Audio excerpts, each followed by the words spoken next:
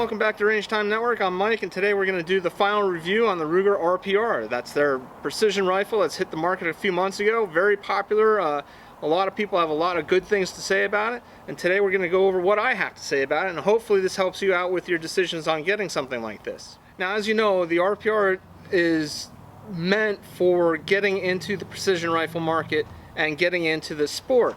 So it's not a high-end rifle. You know, it is great though. It has a lot of good things going for it. It comes with a pistol grip type chassis, comes with a full-length rail, comes with an adjustable stock, and it comes actually also the rail has 20 MOA built into it. It's really important for if you're getting into long-range precision rifle firing and shooting and stuff like that. The other nice thing about the Ruger is that, as I've said before, it takes multiple types of magazines. In most precision rifles, you're running an AI mag. That magazine is going to cost you up to, 80 bucks. Depending if you can find them. They're not sometimes easy to find, depending. So they're very expensive. Great magazines, but this rifle will take PMags, DPMS, and AI mags, all flawlessly. I haven't had a single problem feeding or anything with this rifle. Now, that being said, one of the nicest things about this that I love so much is its bolt. The bolt is so clean. I just love running it. It doesn't hang up, and I'll tell you something. If you lube this bolt up a bit, it will hang up on you. It'll start to catch and whatever. So I found out the best way is wiping it down dry with an oil rag or something, and then just leaving it like that, and it just runs smooth. Now, one of the things that I changed a bunch of things on this actually. As you can see, I painted it white, Stormtrooper white. Gotta love it, I did get this for my son. He's getting into precision rifle, and this is his beginner's rifle. So let's go. First thing I changed on this was back here, the bolt shroud. It comes originally in a plastic piece that houses and holds a tool for actually taking it apart a little bit and adjusting the trigger, which I really don't need to have around on me all the time. However, when you start taking this shroud off, about maybe on the third time, bits and pieces of plastic start to come off. Another time, the shroud also then just comes off, and so it's just sort of rattling around inside the buffer tube area. So this guy, Chad Dickinson, started making these, machining them out. He anodizes them in black. I like it the way it is in silver. Man, it just looks hot, looks aren't everything, but hey, when it does turn out looking cool, it's a plus, right? The other thing I changed on here is the stock. Now, I have a lot of problems with this stock. It's very clunky, a little heavy, and I ended up finding out on the web XLR Industries buffer tube stocks. It's easy to change out, and to me this is more reliable. This is the stock that I want. You have hex keys in order to adjust it. It has the same type of adjustments as this stock. It was 4 ounces lighter. This isn't that heavy, but anyway, my problem, as I was saying before with this stock, is that it has these latches, and these latches are not very user-friendly. They're a little clunky, they stick, they can go and snag on things, and they can also come undone if you don't have them done right. I really didn't understand the real method as to why they went with this very harsh design. It's nice that Ruger went and tried to give the user an adjustable stock in every possible way, but this stock just sucks. So I went with the XLR. This thing is smooth, and it's perfect once you adjust it for yourself. You don't have to readjust it. The shooter, you just lock it in. It's clean and it's precise, and that's what I like about it. So other than the stock and the bolt shroud, this rifle is pretty good to go. I will have to say though, and again, I can't talk about the 308 or the 6.5 Creedmoor version, but the 243's barrel, it's 26-inch long. However, as the barrel starts heating up, it can't seem to take the stress. Now, this gun is performing sub MOA with 5-shot groups. However, they're not very tight.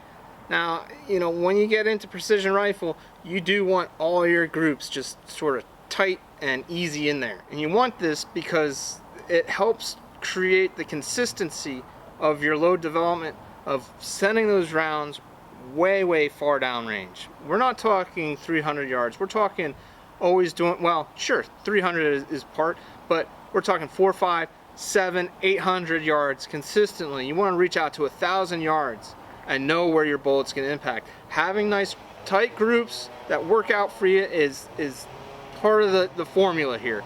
Now, I'm not an expert, and I know I get a lot of comments about people like, oh, a 308's great until 1,000 yards, and yeah, 20-inch barrel on a 308 can definitely hit 1,000 yards. I've done it before.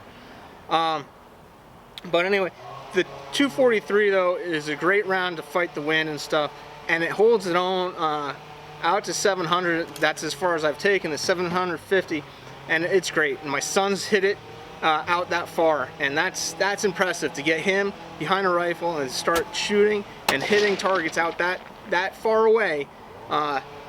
Says a lot about this rifle. It gives him the platform in which he needs in order to get those shots set up and to fire them downrange. It's still, this class of rifle does what it's supposed to do. This is meant to be a starter rifle. It's priced at one, and it's gonna act like one a little bit. You can see the shots that I had. They started pretty tight, and then they kept on getting a little, opening up a little bit, but pretty consistent, sub-MOA, 5-shot groups. I even threw my suppressor on here, but that didn't seem to help. I had my point of impact shift going down on it. However, it didn't tighten them up at all. In fact, by then the grooves were pretty wide. If you keep on shooting this and not giving it a break, the barrel heats up and boom, you know, wide groups. So I'm looking to get a new barrel for this. I have one on order, and I'm going to change it out into a 260. It's going to be a little bit thicker, still a medium contour, but it's going to be a little bit thicker than this, and it's going to be a professional barrel, a pro barrel, where opposed to this, as I was saying before, it's pounded out of a 14-inch shank. So we'll see how that does. But honestly though, buying this, getting this out of the box the way it is, except for the stock, which I just can't fucking stand, this rifle is great. The trigger, perfect. It's adjustable as it says it is. I have it down to 2.5 pounds, 2 pounds 8 ounces. I like it. It pulls, breaks clean, so there's no problems with that. And I am a trigger snob. You can't find an aftermarket trigger yet? You know what? I don't really even want one. I'm really happy with it. The shoe feels nice on my finger, breaks clean, so I'm happy. I was also able to change out the hand grip, something a little bit more grippy.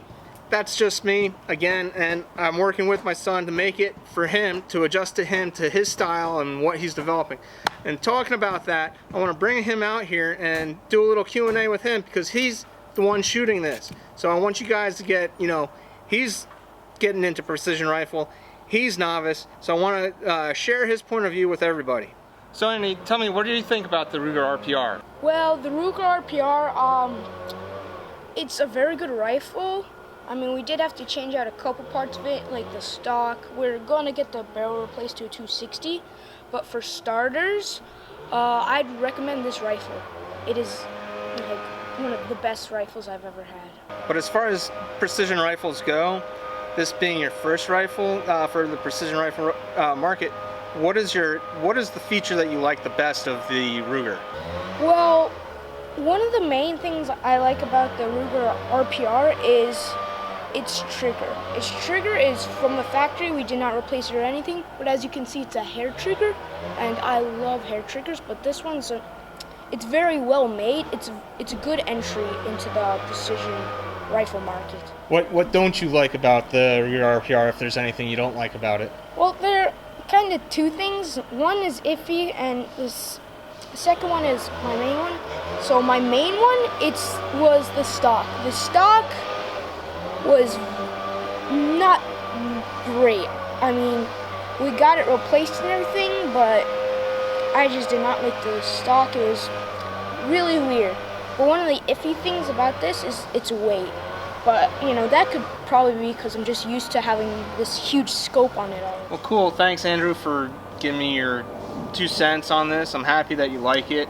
I'm really impressed with how you're running this rifle. Again, the bolt slides easy for him, and for anybody it doesn't get caught up, and that's really important. That's one of the most important things when you're in a match. You want everything to run smoothly. And so Andy's training up and he's getting ready, and hopefully pretty soon, one day down the road, we'll have a video of him actually running in a match, running this. Of course, by then we will have the new barrel out on this, but other than that, you know, if anybody wants to get into precision rifle and they need to get the bang for the buck, I think the Ruger RPR is definitely in there. It's great for a starter. It's great for your son or your daughter or somebody that you want to help out and get in, that's looking to get into it. So, you know, other than that, great rifle. Thanks for everybody for watching. Don't forget to hit the like button, subscribe, check us out on Facebook. Sometimes I hit up Twitter, and look for more from us on this, and hoping to come back again with some more reviews. Thank you guys.